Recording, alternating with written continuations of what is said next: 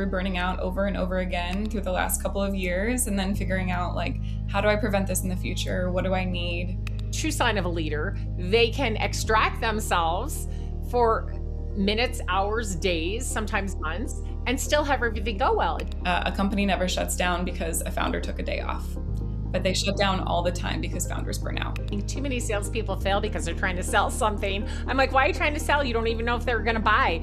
Why don't you just have a conversation and see what happens? And then you can see if there's a sale to be made here or not. I just messaged every VP of sales I was connected with on LinkedIn and said, hey, I'm not trying to sell you anything. I don't even have anything to sell yet. I'm starting a company. Can I steal 10 minutes of your time to ask questions? After I take this funding, what's going to happen? Like, who are these people? Will they help me? Will they be benevolent? Will they open their network to me? Will they make sure I succeed, or are they just going to put more pressure on me? The reality is nobody knows what the heck they're doing. It's just the people that are willing to go out there and do it that are going to be successful.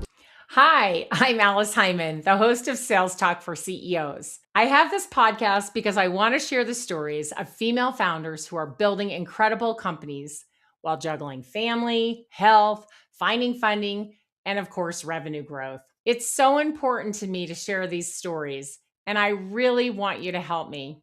So here's what you've got to do. 70% of you who listen and love the show haven't subscribed yet. Help me amplify these voices by hitting the subscribe button. And of course, then you won't miss an episode. Thank you so much for being part of this journey. It means the world to me. Now let's get into the episode.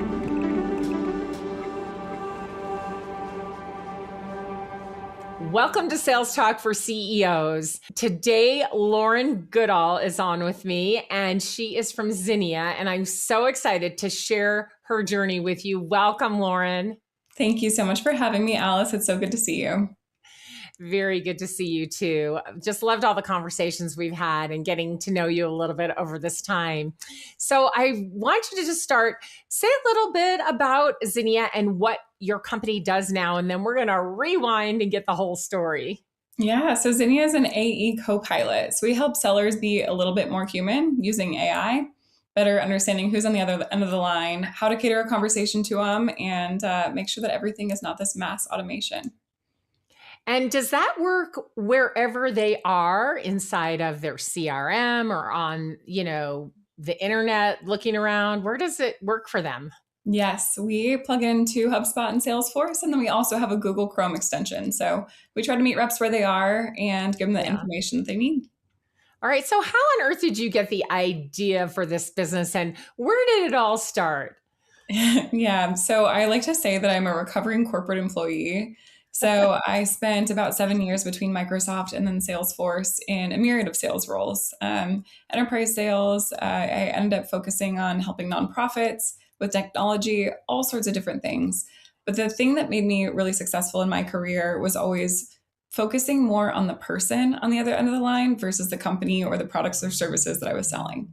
So who's Alice? What's important to her? How do I cater this conversation to make it enjoyable for both of us and actually provide value along the way? And that's really the whole, thesis behind Zinnia. All right. So where were you last working? I know you've had some other companies too, but what were you doing right before you decided to launch Zinnia? Yeah, so I actually left Salesforce because I started a company on the side with another colleague on kind of nights and weekends, which was in the Web3 space. So we were doing some DAO governance, NFT whitelisting, Discord stuff. But that's where I was last before launching Zinnia. And actually some of the founder or the investors I had talked to with that company were the ones that were like, hey, let's build something together. And that's really where this came from. Okay, so you had some investors sort of prompting you, but how did you come up with the idea? Or was it kind of just swimming around, kind of percolating from your sales days? Yeah, I will say that I realized that I was going to be an entrepreneur young, but I didn't know what that would look like. And so at Microsoft and at Salesforce, I had always these like stretch projects or what I'd call like entrepreneurships, right? So like things within the organization of how can I build something from the ground up. And Zinnia was the first, that it was like solely my baby from day one. And I was the one to own all of it. But Zinnia actually started as an offsite retreat planning platform. So we were focused on how do we bring people together in person to make magic happen, whether that was, internal sales kickoff, a QBR with a customer briefing, something like that. Like, how do we automate this planning process so that we can bring the magic of people together? Okay, that is I think, really important because getting people together in person, especially after the long stretch of COVID, it's working. People want to be together, and it's a great way to cement relationships, whether they be internally or externally. So you started doing that, and what did you learn from that? Well, we learned that people do want to get together in person, but it's really difficult to automate the nuance of events. And a lot of it can be commoditized with things like marketplaces, with different event planners. And a lot of the beauty of events is that they are not a one size fits all, that it's really, hyper personalized. And that's what makes this human connection so fun. But what we started doing was more of these customer facing events. So QBRs, ancillary happy hours, things like that. And I would say, okay, client A, here's all of the 25 people that are going to be at your happy hour. Here's a dossier on all of them. Here's a little bit about Alice. This is what she enjoys. Here's some topics of conversation that would be good. And our clients started saying like, hey, these events are great, but we just want that data on all of our prospects. And so we actually decided to completely pivot the company, sell off the event side, and relaunch Zinnia 2.0. Oh my gosh. And so where were we getting the data from? Were you an AI native company? Yeah, so Zinnia 2.0 was 100% an AI native company. We built on top of OpenAI as a kind of our backend, but we did tap into Gemini and Anthropic for different things that they were good at in the beginning. And then we tied together all sorts of internal data sources. So CRM, call recordings, emails, internal databases, first call decks to external data of things like 10Ks, email reports, earnings calls. So we're pulling kind of all of that stuff together into a single place and then tying in sales psychology of what are the right things to do and the next steps to take so you can cater something to the human. Oh my gosh. Yeah, that's a lot. And without AI, that is hours and hours and hours of work. And how do I know? Because I used to do that myself as a salesperson, right? So reading all those 10Ks and, finding information and having to dig things up. Imagine doing that before the internet. Again, I mean, it was crazy. But back then too, we could just walk into somebody's office, either stopping by or with an appointment. And then many people had a lot of things in their office that told us a lot about them, like award placards on the wall or pictures of family and things they like to do, like golf. And so we didn't have the internet, but we had our eyes. And now the AI can do that for us as well, which I just love. All right. So you had just exited a company. Your investors wanted to do something else. And what was going on in your personal life at the time? Yeah, I mean, so I had quit my corporate role, right? So I took a 90% pay cut.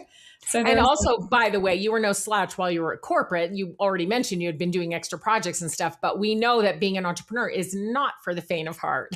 No, it's not. That's for sure. But yeah, I mean, I quit my corporate job. I exited a company and I was taking care of my mom. She has stage 4 non-Hodgkin's lymphoma and was actively going through chemo at the time. My mom is now in remission, so that's great. Yeah. But that was a very kind of taxing time, as well as my dad got diagnosed with Parkinson's 2 weeks after my mom got diagnosed. So I was kind of handling all of that while also navigating starting a new company and trying to find balance between it all. And as a young person, single, and trying to care for parents and the work of starting a company, especially when there are investors involved who want a lot from you, right? Yeah. And how did you manage all of that? Thinking, and probably maybe back then it was like, oh, well, just keep going, right? Because this is what a lot of women do. We push through, right? We just keep going. But how did you find to help yourself manage that and to be able to have the energy that you needed?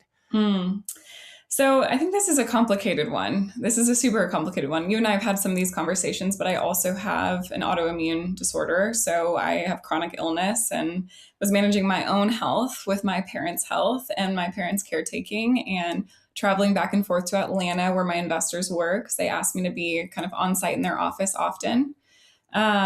And I was very lucky that my investors were understanding.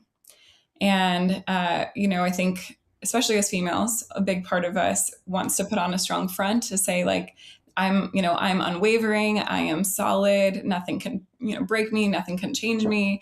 I'm just as strong as any male leader out there. And I think that's the reality. But there's also a lot of power in being able to say what you're actually going through and being able to be vulnerable, because I was able to share with my investors, hey, this is what's going on. Like, I'm not going to be able to be in office every week. I'm going to be sometimes taking care of my mom, taking her to chemo appointments, or, taking care of my dad, or my own things. Right. And I think without being able to share that, I wouldn't have been able to have that balance. Aliana Ventures was my lead investor at that time, and they were so understanding, so supportive. I mean, to the fact of like, hey, do you need us to, rent a place for you closer to your parents? Like, I didn't end up needing to take them up on that, but they were more than supportive, more than a shoulder to cry on, even quite literally on a few occasions. Yeah. And I find that fascinating because that is not a story I've heard very often. Investors who are benevolent and really beyond benevolent, like really caring, because right, their money is at stake. They've invested in, one or more companies usually, and they expect, you to produce, right? So, all right, you're balancing taking care of both parents, your own health, and starting up a company. Did you find meditation or exercise or just like reading a book quietly, sitting outside? Like, what kinds of things did you find that could help you just, rest and rejuvenate a bit before you went back at it? Oh my goodness. Well, I will be the first person to start by saying I am the worst at this, to be fair. Like, I am the queen of burnout, and I've learned a lot through burning out over and over again through the last couple of years, and then figuring out, like, how do I prevent this in the future? What do I need? I'm a huge proponent of therapy. So I have a therapist / executive coach that I meet with. And a lot of it isn't even like, oh, there's this big drama in my life, but more of like, hey, give me some ways to manage this stress. I'm bad at drawing boundaries. How to help me draw boundaries? Like, be my accountability partner for those things. So, big proponent of therapy, but for me, I have a non-negotiable of going to the gym every day. So I block it off in my calendar. I will not move it. It's my sacred time, and that's really one of the very few things that I can like say without a doubt helps me with that. Yeah, and I think it is important. I think a lot of women have trouble drawing boundaries, and I think part of that is because it's in our nature, right? And the way we're raised. And then of course, once we have kids, like it's just all about those kids, and there really are no boundaries because with children, it's like whatever you have to do, right? And Mhm. even with caretaking of parents, that's hard to draw boundaries there too. But as you mentioned, if we don't, we will burn out. And so tell us a little bit about coming back from burnout. Oh my goodness. So I've always said I'm the one who will run 100 million miles per hour until I crash and burn. I take a couple days completely unplugged, and then I come back and I do it all again. And like, that's always been the cycle I've ran. Is it healthy? Probably not, but that's really, every time I come back, I'm like, I have this new tool, I have this new thing.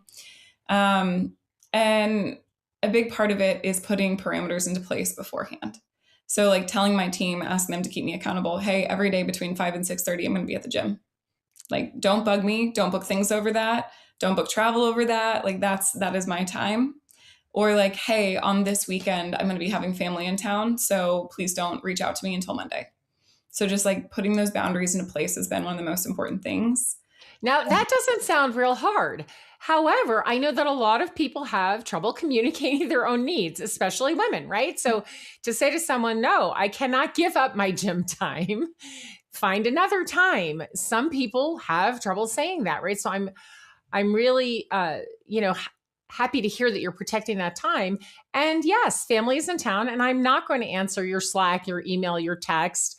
I will do it by this time on Monday or Tuesday, and being really clear. But I think also it's really important the way that you build your company and your team. And of course, choosing those people who you're going to have around you as your support, training them and giving them what they need so they can be successful even when you're not there, right? It's the true sign of a leader. They can extract themselves for minutes, hours, days, sometimes Mhm. months, and still have everything go well. It doesn't mean they're not needed for their vision and all of the other things that they bring depending on, what their role is, but it means that they've really prepared their team well. So let's talk a little bit about how you built the company so that you could have a minute or Mhm. an hour or whatever is needed.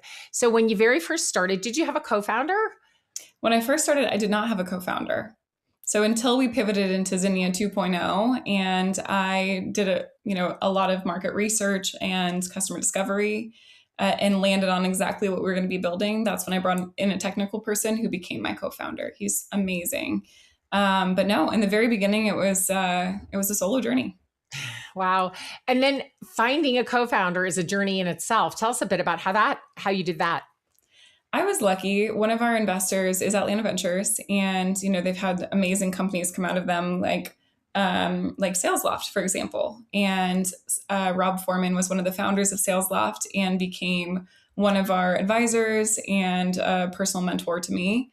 And so after I'd gone through a bunch of customer discovery and been like, this is what we landed on, this is what we need to build, the market needs it, we have people ready to buy. I said, I need to find an awesome tech person. And I don't care if they're a developer. I don't care if they're a CTO. I don't care if they're a co-founder, but I need the right person to build this role. I don't care what level they are. And he said, I actually have somebody that worked for me very early days at SalesLoft that I think would be great for you to Mm. have a conversation with. And the way he actually teed it up was that he was the Techstars tech mentor at the time, this guy. And he had just exited a company. And he's like, he might know somebody for you. So I was like, okay. So I had a call with Marco and said, we're looking for a tech, co-founder, whatever, CTO, and you might know somebody through Techstars that could be good. And he's like, yeah, I have a couple people in mind. Let me think through this and I'll give you a call back tomorrow. And about an hour later, he called me back and said, I talked to my wife. Don't give it to anybody else. I want the job.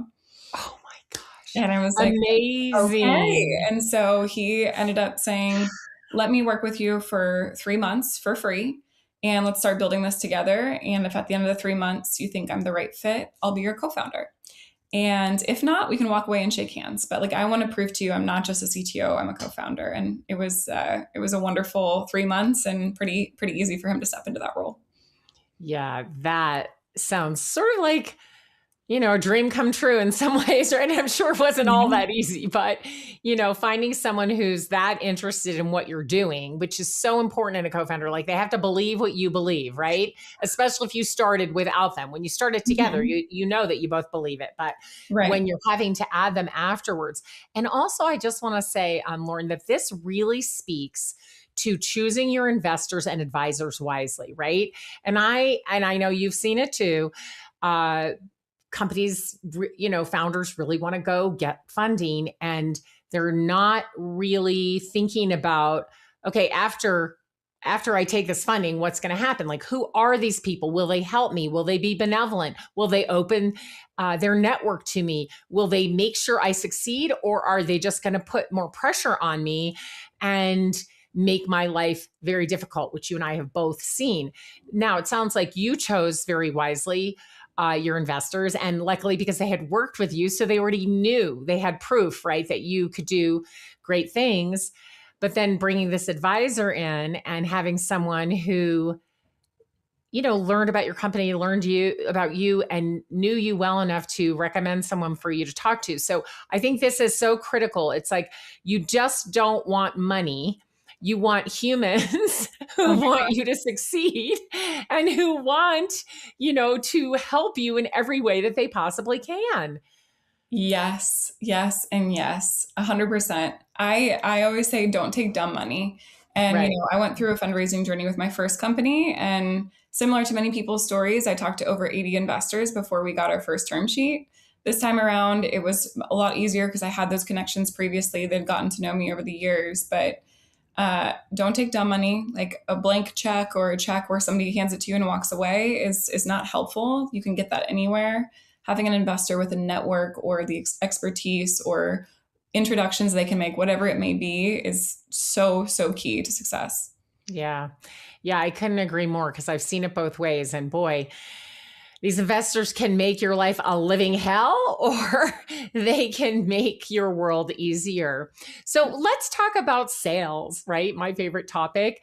So let's talk about how in the beginning, like how did you get your first customers? Were you doing all the selling? And how did you start to build your go-to-market team? Yeah, I mean, sales for us were so interesting because a lot of it was we started with build with customers, right? Like design partners of hey, you said in customer discovery you wanted this tool. You explained exactly what we were building. Side note: if you've never done customer discovery before building a company, the book The Mom Test is the best book I could recommend to any founder. Basically, it's like you don't if you're trying to think about starting a company, you don't go to your mom and say, hey, I'm thinking about building this company. Here's what it's going to do. What do you think? Okay, great, honey. That's wonderful. You should do that. But the whole thing is like, go to somebody and say, hey, what are your problems here? Like, do you experience this? What keeps you up at night? If you could design the perfect product, what would that be? And I did that with over 300 sales leaders before building this. Wow. And then the ones when I asked that like magic wand question of if you could wave a magic wand and build anything, the ones that described what I was already planning to build are the ones I went to and said, "Will you be our design partners?" And Mm. put in some sort of capital and invest at a very discounted rate to build alongside us. Yeah. Now, how did you find those 300 at the very beginning? Did you reach out to your own network? Is that where investors came in helpful? Our investors set up some of the conversations for us, but truly, I just messaged every VP of sales I was connected with on LinkedIn and said, "Hey, I'm not trying to sell you anything. I don't even have anything to sell yet. I'm starting a company. Can I steal 10 minutes of your time to ask questions?" And that's really all you need. The ones that ran way over the time scheduled were the ones that you're like, this would be a really good design partner too, because you know they're going to be really helpful. Yes. Oh, yeah. I love that approach. And I think that that is something that still works today, even though you probably did it a couple of years ago, but I think that can still work. And having those conversations is just so precious, right? Because you're hearing exactly from them what they are experiencing and what their people in the field are needing that they don't have. Exactly, exactly. But yeah, I mean, it's all about people at the end of the day, right? Is having conversations with people, understanding their needs. How can I add value and ask for value in return? And that's the same with early design partners or early customers, anything along the way. I love that. So, all right, you got these design partners, and then you got to a point where it was success, and you're like, okay, we are ready to sell. What happened next? Yeah, so we just continued to go to market, and we purposely took a not growth at all costs strategy at that stage. We were really focused on, hey, let's sustainably add customers that we can maintain. We had a super super lean team time, and what that meant was we pretty much only took inbound for about a year. We just took inbound demand, most of it coming from personal LinkedIn posts where people would say like, hey, I saw your post and then saw what you guys did. And I think that this is a really good fit for our company. And so we were Now, trying. what year was this when you really started to say, the design part was done, and you're like, Mhm. we can sell this now? What year was that? That was 2025. So yeah, not that long ago. Yeah, and then it sounds great, right? We all want inbound, but sometimes inbound isn't great because it's not your ideal customer. But in this case, because you were posting and you were very specific, you did get pretty good inbound. Yes. Yeah, we had probably 6 to 8 inbound leads per week on zero paid marketing. All of it was organic from myself and then my team's posts on LinkedIn. So it's not even our company page, really. It was really focused more on like people buy from people. So let's be Yeah. people that people want to learn from. And Uh, so when they were inbound, were you the one, or did you have anybody else at your company that could sell as well? I was the only person for probably the first 6 or 8 months. And then I ended up bringing on a customer success lead to manage our current customers and then a sales lead to manage all the inbound and to handle that as well. I love that approach because a lot of times the founder wants to just get sales completely off their plate, which you and I both know just doesn't work. And you've done this more than once, so you really know. But having that customer success person, I'm always like, your first TTM hire, get somebody to help you so you can be relieved of some things and you can do your job better. Which at that point is either raising money or selling or Yeah. both, some combination of both. And that is really a founder's job at that point. I mean, yes, you have to run a company, but the real runnings of the company, a lot of that comes a bit later. Now you're just like scrappy in there. Let's go sell something, right? So here you are, and you found a great CS person who was able to come in and take care of them. Like once you got them in, they can take care of them. It's so important because I Mhm. see with that, well, luckily it's not going on so much anymore, but I've seen a lot of that running and gunning, get them as fast as you can. Who cares if you keep them? That was the VC way several years ago, you may remember. And that was not sustainable.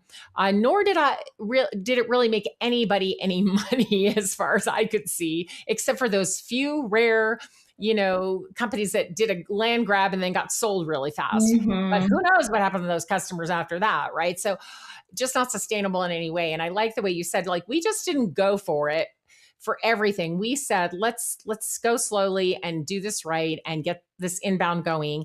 And like you said, you got a customer success person. I love that. And Yeah. then you made your first sales hire. So talk a little bit about that. How did you find, because hiring salespeople is hard. How did you find them? How did you train them? What happened there?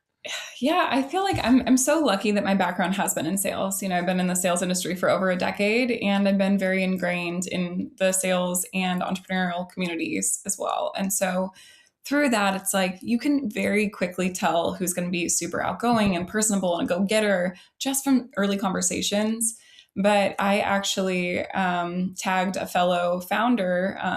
He had a company prior and said, like, I know your hunger. I know what you're doing. I love working with you. We've worked together on events in the past and would love to bring you in. So I was lucky that I was able to pull somebody in I'd already built trust with. But that's just such the reality in this world is it's all about who you know. And anybody can interview well, but if you have seen them in action, that's always the first thing I look for. It's like, is this person hungry? Can they learn anything? And are they willing to go up and talk to anybody? Yeah, right. Because just have a conversation. I think too many salespeople fail because they're trying to sell something. I'm like, why are you trying to sell? You don't even know if they're going to buy. Why don't you just have a conversation and see what Exactly. happens? And then you can see if there's a sale to be made here or not, right? But I think we train them to do that for some odd reason. And I think it's just because of the tremendous pressure on quotas, right? And things Mhm. like that. So I think what we really need to do is change the mindset, especially today, with the way the buyers are coming to us and the way the buyers are looking for things in the market. We really have to be ready to have a conversation that adds value and not just start off with selling, right? And that is truly the name of the game these days is that like the stakes in the bar is actually like incredibly low is because so many companies are going mass automation, Yeah. sending things out, focused on that. And it's so few times you're seeing people actually do value added sales. And Yeah. the approach we actually took was let's do consultative sales, like go in and ask them their problems and figure out whether or not we're a fit. And because of that, we actually launched a consulting practice, a separate consulting practice on the side for AI consulting, go to market consulting, fractional CRO work, because so many of the companies we were working with were like, that tool's great, but I really need help implementing it. So it's like the magic of actually listening to your customers can actually open up a brand new line of business. Yeah. Now, through all this, right, you're starting to sell. I would imagine that your autoimmune disease did not just disappear magically on its own. And I heard that, your mom got a bit better, which is great, and she's in remission, but your dad's Parkinson's didn't magically go away either. So again, where are you with balancing things and being able to focus on driving revenue at your company, but also take care of yourself and your parents and anything else that might be going on in your life? Oh my goodness. Yeah. I mean, there was a million things going on with all of that. And it was really difficult to balance all of it in the midst of all of the burnout. So my autoimmune disorder does get triggered by cortisol, which, is not the best role for me to be in as a founder where you're constantly stressed. But to the extent that I was hospitalized multiple times, I had, strep, I think 3 times in 3 months at one point. Oh my I gosh. ended up having to have like a significant surgery. I mean, there was just a lot of health issues along the way. And if you've ever read the book, Your Body Keeps the Score, it's so Yeah. real. It was just such a reminder to be like, I had this surgery that knocked me out for a couple days and I had to be completely offline, completely out of touch. And then I came back and nothing was on fire. And I came back and I realized like, So good. that one extra call I take a day, that like 3 extra hours at night that I put in, like those could be done tomorrow. And Yes. so I think that that was a big wake up call for me to be like, okay, like let's take care of you first. And Mhm. actually, Catherine O'Day, one of the investors at Atlanta Ventures, says this to me and every founder all the time. But she says that a company never shuts down because a founder took a day off, but they Right. shut down all the time because founders burn out. Yes. Oh my gosh. So true. Burnout and just really the company cannot. And it's also part because the burnout came from not setting people up for success at your own company, not setting your customers up for success, right? Because as a leader, as a founder, that is your job. You Mm-hmm. have a vision, you want it to happen, set everybody up for success. And then, yes, you can take a day off and come back and not have everything on fire. Oh my goodness. All right. So tell us a little bit about what Zinnia looks like today and what your plans for the future are. Yes. So right now we are really leaning into the consulting side. So, like I said, we have this amazing platform, but a lot of teams just really need help on how to implement it. And, one of the big things we learned is some people just aren't there yet. They're not quite ready to implement a full AI platform. And so there's AI literacy training that really needs to be done. And my team, because they're all sales experts, they've been sales operators, sales leaders in the past, are delivering consulting alongside helping our customers and selling them as account management. So going in and doing AI trainings, setting up Circle of Excellence for AI, not only in go to market, but also just across the executive team, and going in and doing trainings. So it's been so fun to lean into that. And I think we're going to see that need grow as AI has become more widely adopted. But I'm just excited to see and adapt to whatever our customers need in the future.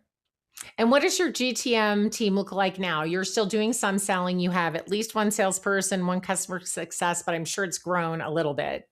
Yeah, right now we are still taking a bunch of inbound. So our outbound engine has been, we call it, what do we say, outbound inbound, which is, or inbound outbound, something like that. So, posting, sharing, speaking at conferences has really been our main driver. And it's more about account management than anything. Oh, I love that. So how big is your team? Our team is it's a mix. So we have some internal, and then we have some fractional workers as well as consultants. Oh, that's great. And do you sell through the channel at all? Do you have outside companies that are either partners or referrers or some sort of channel? Yes, we have, I think, six companies within our partner referral network right now. And then we do white label our consulting services under a couple partners as well. Yeah, I think that channel is so, so helpful and it prevents you from having to have a lot of sellers on your team, right? Oh, yeah. Yeah, which I mean can be good or bad, just depends what you're trying to do. But it is a lot of overhead when you're still a young company. So having Mhm. those channel partners, I think, is amazing. Well, very good. I could talk to you all day and I'm sure we'll talk again soon. We're coming up on the end of our time. And so I wanted to just hear from you a couple of things that you want to share with other female founders out there that you think will be helpful. Maybe if they're thinking, should I leave my job and start a company, or they're in it and just going, oh my gosh, I'm burnout too. Like, what words of wisdom do you have? Oof. Well, a couple things. I often get calls or LinkedIn messages of, should I quit my job to go start a company? And I always ask two things. One, are you satisfied in your current job today? If the answer is yes, then do not leave, because I think this is the hardest path you could ever take. It is so incredibly difficult. You're going to hit your head against the wall a million times. You're not going to make any money for the first bit, and it's going to be more hours than you ever worked in your life. So if you're happy in your job today, stay. If your answer is no, then the second question is there some problem or solution that you can't stop thinking about night and day? You wake up in the middle of the night in bed, you're thinking about it in the shower. If there's something you're so passionate about spending the next 7 to 10 years of your life on, then go for it. And my follow up to that is, so many women specifically will say, well, I'm not ready yet. I don't have the right resources. I don't know what I'm doing. My answer is nobody knows what the heck they're doing. Even some of my mentors that, exited multi-billion dollar companies will still be like, oh, I don't know, I Google or ChatGPT everything. Like, I will call them for advice and be like, hey, I'm experiencing this. And they're like, I don't know what to do there. Let's figure it out together. So the reality is nobody knows what the heck they're doing. It's just the people that are willing to go out there and do it that are going to be successful. Absolutely. I'll say one more thing to add to that, which is make sure if you do have a partner or family that you're close with, that they are going to be supportive, because it's so hard. And if you're out there and they're like, why did you quit your job? Why did you do that? Now that is not going to help one bit. So a lot of long, hard conversations about it. And then I usually tell people, well, how much money do you have in the bank? Do you have enough to sustain yourself and your family for an entire year if you do not make a penny? Mm-hmm. If the answer is no, then start saving now and keep percolating your idea and work on it on the side and save your money, because investors don't just come running to your door and hand it to you. You've got to have some yourself as well, and perhaps your friends and family. But that road, as you learned, and the second time easier, but the first time getting those initial investors is not easy. So we really have to be prepared for that as well. Yes, we do. But the journey is hard.